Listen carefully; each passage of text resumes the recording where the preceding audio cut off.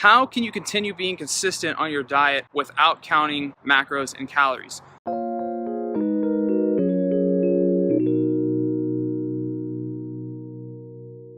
Covered this a few times, but my favorite thing to do when it comes to tracking the diet is get into a really good habit and a pattern of eating similar foods on a daily basis.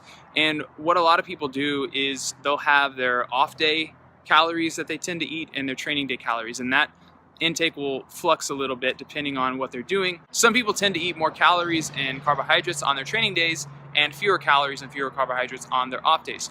So what I like to employ here is something called uniform eating, and that's basically having the same breakfast, the same lunch, and a similar dinner, and then having the same pre or post workout meal depending on the day you're training.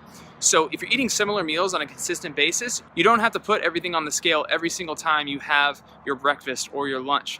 If you're having eggs and oatmeal, you probably have a good idea of how many eggs and how much oatmeal you're having. If you have a glass of milk, you're probably pretty consistent on how much you're having every single day.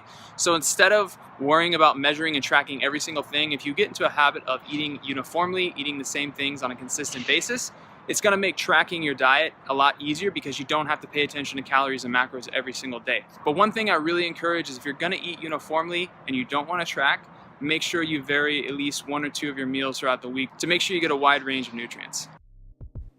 Thank you so much for watching. Creating videos like this is a lot of fun, but it also takes a lot of time. So I would appreciate if you would share it with your friends, hit that like button, subscribe, and I will see you on the next episode of Just the Tip.